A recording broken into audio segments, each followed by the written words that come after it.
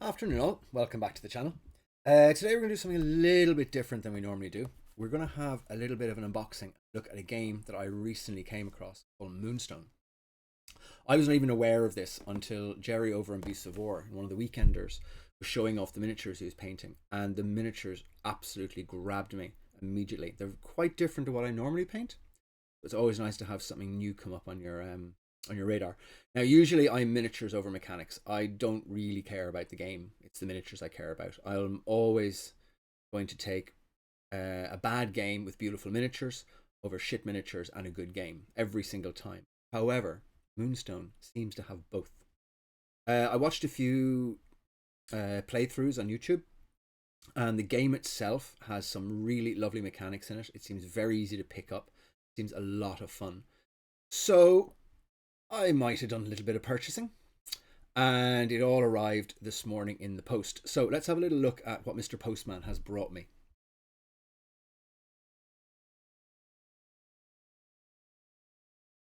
So I ordered up the 2-player starter set, which we'll open up in a second. I was then advised by a friend of mine who also has Moonstone that I really should get the book. 2-player starter set has the rules, but the book has the rules and all of the fluff and background and stories and narrative to the game. And then because my wife decided she really liked this guy with a little pot belly, I'm not sure if I should take that as an insult or not, we got Ribald the Troll as well. We'll have a look at him in a minute. So first of all, let's have a little look at the book before we look at anything else. The book itself is beautifully produced. It's 103 pages? Well, 104. I had a quick flick this morning through this, and it is so beautifully produced. I love this kind of old ragged manuscript edging they've used. The art in it is fantastic. It's got all the different most of the characters now, because the new Kickstarter, the Uprising, has just finished essentially about a month ago. So there are new characters. Beautiful, beautiful art in it. It not only gives you the stats for the characters, but it also gives you a little bit of story behind them. Something I really, really appreciate. Even whenever I'm painting, I always like to show and try to impart some sort of narrative in the miniatures I paint. So having that little bit of background is fantastic for when I will come to paint these. Some of the characters are just hilarious. The Vicious Midget, I think he's going to be the first I'll paint. Doug the Flatulent, who rides around on a very sorry looking pug. Kaufman, Flyer Flavius, just so rich in the lore, and the art that goes with it is on me. It's a beautifully produced book. Yeah, I would definitely recommend whoever's getting into this game, make sure to get the book. I think the book's about £20 sterling for what you're getting. It's really not that bad. So again, all the stats plus the lore, and then there is some scenarios you can play through. It's a game for 2 to 4 players, depending on how many players there are. Each player will have less or more characters. More players, less characters. So we've got the scenarios, and then we have a huge amount of fluff, which makes me very, very happy. Rules is fine, but I do like a bit of story. So it's about 40 pages, all about the world of Tober.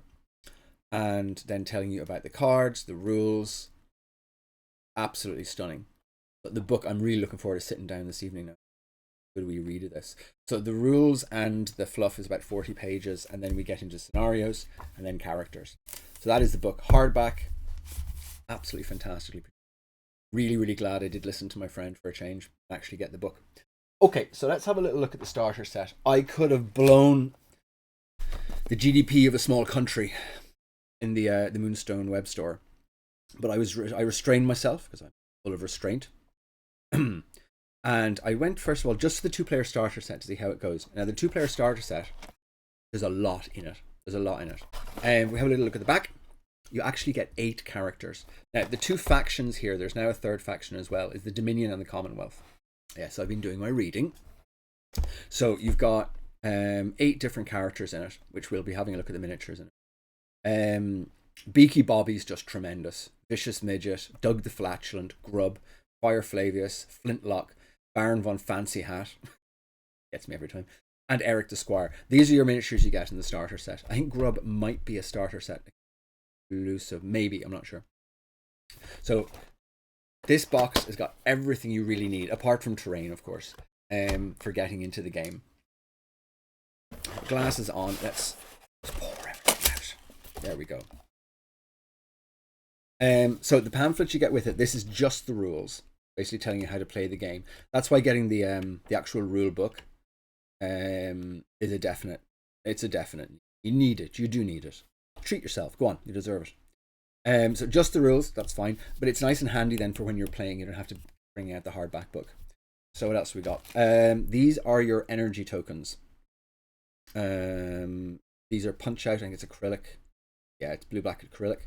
And these are the energy tokens to measure how much energy each character has got to spend. Little widget. Really nice little widget for measuring. It's done in inches because Britain. 1, 2, 3, 4 inches for measuring range, movement, distance, whatever. Now, there is dice. There are dice. There is dice. There'll be dice. Dice don't play much of a part in this the way we normally would. I think the D6s are just for deciding who goes first. The D4s are, these are the Moonstones. So at the start of the game, what you literally do is you pick up your Moonstones. You hold your hand a couple of feet off the table and you drop them. And where they drop, that's where they are. The numbers will entail how deep the Moonstone is buried in the ground. But that is the usage of the D4s. They're not for rolling. They're not for deciding who wins against who. That's done. Cards. These rather nice bespoke cards. Have a little look in here. I was hoping the leftover card sleeves I have from doing Kingdom Death would be, come here. I was hoping my leftover sleeves from doing Kingdom Death would be the same size. They're not. These are, you'll need, the card sleeves you'll need for these are 60. I'm getting mine from Doc's Magic .de. We do really nice card sleeves. It's the sleeves which measure 66 by 91, I think, will fit these. So we've got different cards.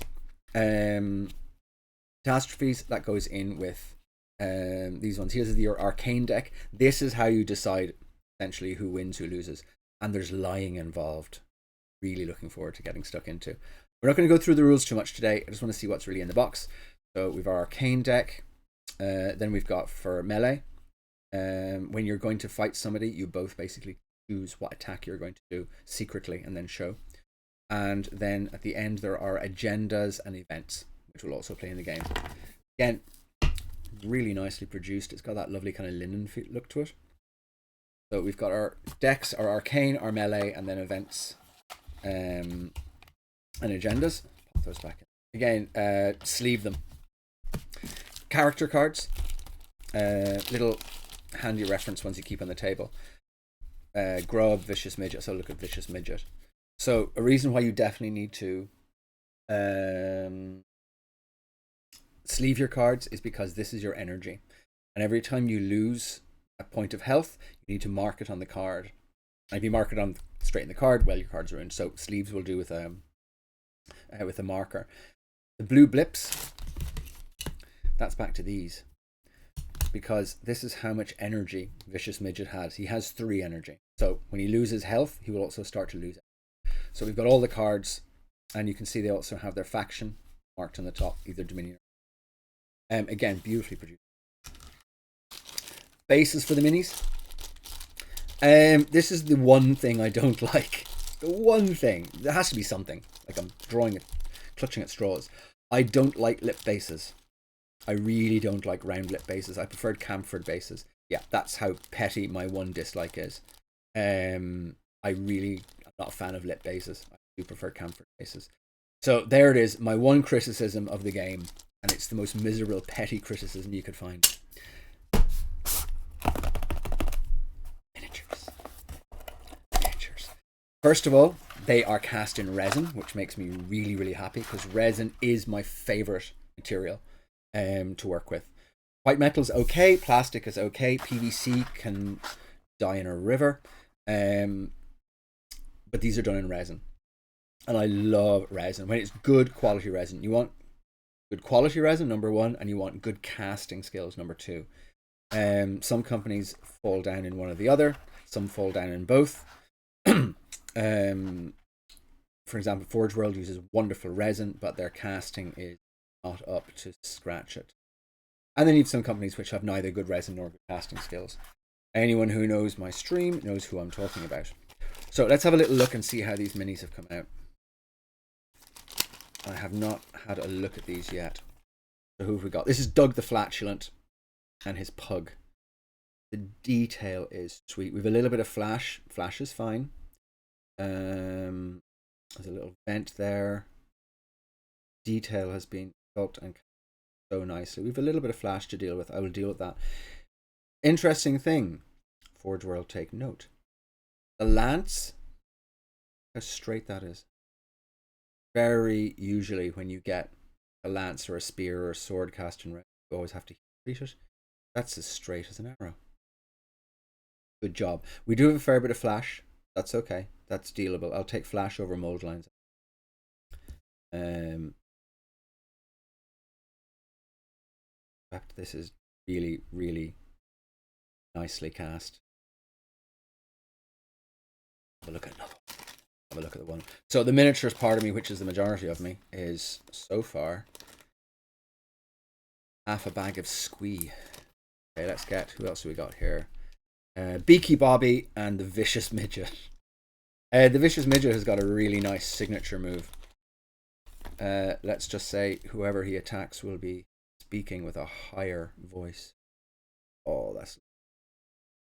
Look at the detail. It is as crisp. It is as crisp. All the little files, round bottom flasks, pockets. And then he's wearing the kind of Plague Doctor mask. Again, we do have a bit of flash, but flash is so easy to get rid of. Flash over mold lines. Ancient proverb. Oh, that's nice. Okay, let's have a look at Vicious Midget. Again, that sword is pretty bang on. Oh, and other companies not do that? Seriously. Oh, dude. He's got a severed hand. Seriously? Nice touch. Got a severed hand hanging around the back of his arse. Quality is absolutely brilliant. It's a really nice resin as well. You can see how it's very, very good quality resin. The Moonstone is engraved into it. That's been cast into it. It's so fine. The resin has no problem at all. Okay, one more. Just the one more.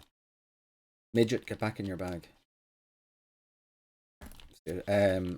From what I could see, I had a very cursive look at these earlier on. Like a really super cursive earlier look at them.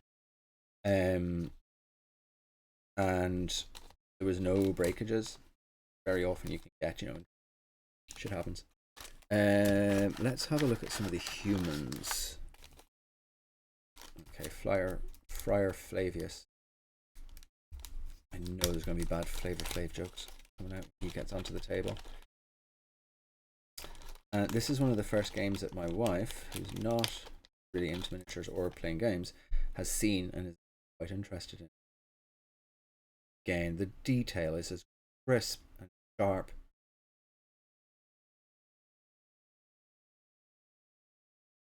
That is gorgeous.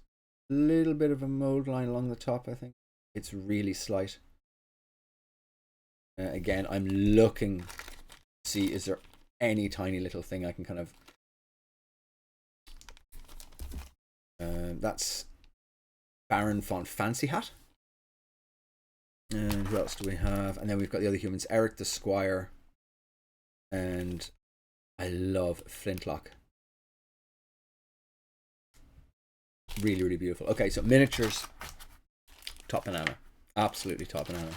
I'd heard Jerry had said before when he did some unboxing of some of the newer sets that the resin is really good quality, but it's always nice to see it for yourself. We've got one more little thing that arrived. This was my beautiful wife's choice, when we looked through the different miniatures. This is Ribald the Troll. First of all, you get his stat card. You'll see trolls have a huge amount of energy, sorry, huge amount of health, but very low on energy. 2 energy points, and then what's that? 10, 11 strength. Put that in with the character card. So let's have. Now he's a troll, so he's a much bigger miniature. He goes on to a 40 mil, I think. I'm not sure if I will use the round lip bases or if I'll actually see about using camfered bases instead. The reason I don't like the round lip bases is that you have to pack everything in. It's kind of hard to get it to go over the side, and I just do prefer the kind of straight keen edge. Again, it's a personal thing. It's not that one is better than the other. Anyway, so Ribald the Troll and his little gobbo friend. Little bit of flash. Nothing that my sharp blade won't cure. He's got wee bags, wee hoppers. Got hoppers of cannon shot. Beautiful, beautiful. Little gobbo, little grot is fun. The reason he's got bags of cannon shot is because on top of head goes cannon, and the little gobbo hangs off his back shooting the cannon. And we have our first proper mold line. Yeah, very, very slight. It's not. Sometimes mold lines, mold slips be so bad that it actually totally jerks the details on the character. That will literally take about 2 minutes. Bad thing now is I'm really, really tempted to go back onto the website because there's a whole pile more that I want. I think in total now, I was listening to, who's the guy who, Tom something or other, the guy from the company, and I think he said they have 100. It's over 100 different characters now, because they bring out new ones all the time. And of course, there's been a Kickstarter, which has brought out a new faction and more miniatures. Quality is top notch. The whole production value of this is absolutely great. I'm really very, very impressed. I cannot wait to get paintbrush to me. So I'm going to be cleaning this up. I think we're going to be doing, those who are interested and want to actually follow along as I paint the Moonstone, figures and talk about it, we are going to be doing Moonstone Day on Fridays. So Fridays, 3 p.m. BST on Twitch. We will be doing some, each and every Friday, we'll be doing some Moonstone painting. So I hope you enjoyed the video. Do definitely check it out. It's a great game. Those of you who really like into the playing of the games, the mechanics seem really, really solid. It is described as a whimsical fantasy skirmish game, and it is certainly all three of those things. Very, very worth looking into, and certainly worth having a little flutter about. Treat yourselves. Cheers, folks. Until the next time. See you soon.